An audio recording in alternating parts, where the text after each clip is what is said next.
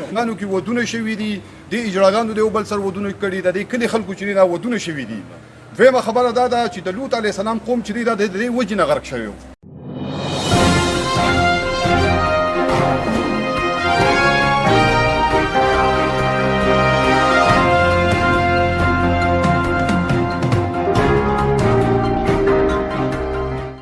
کیل خان دلته او جنید اکبر دلته دا کو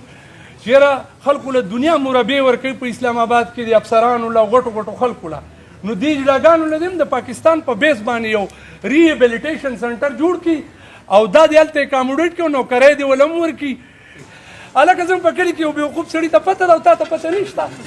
ځان ولې ماشوم جوړېدو نه غټه منسټري او جنډه یې دله درکړې ده ته وایې زه ته نه یم خبرو خطي خبر دي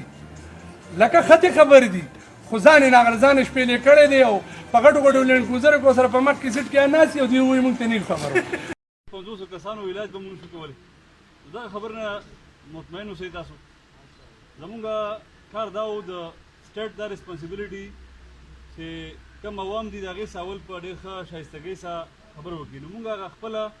د سایډ نه چې کوم کار و نو هغه دا دویم میټینګ دی چې موږ یې کوو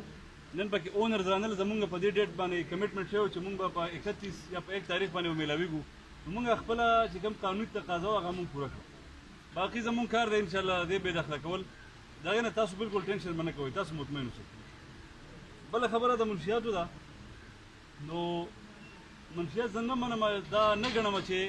په ملکن ډسټرکټ کې په بټخیلي تحصیل کې نه چې په ملکن ډسټرکټ کې د ټول نه زیات غم د دې چې چا څه ورسوي نو هغه سړی به زه یم د ټول نه زیات کار پرې کوم نو هغه سړی به زه یم بیګام ما د دې کسان نیولي دي اوس هم لا زما سره راسته دي په انټروګیشن کې دا 3 شپې مسلسل چې ما ته یاد دي نو په دې کې ما یوه شپه چوټي نه ده کړې په 3 شپې مسلسل ما چاپې لګولي او بله خبرداره تاسو په دې خبره مطمئن اوسئ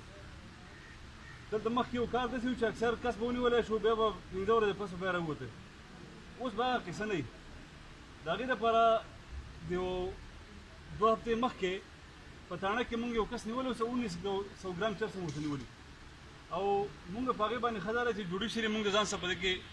په اعتماد کې هغسې دا یو هولیسټک پروسس دی په یو کس په ایډمنسټریشن نه کېږي نو هغه سړی های کورټ ته ورسېدو الحمدلله په 1900 ګرام کې هغه ته په های کورټ کې ملا ضمانت نه دی میلاو شوی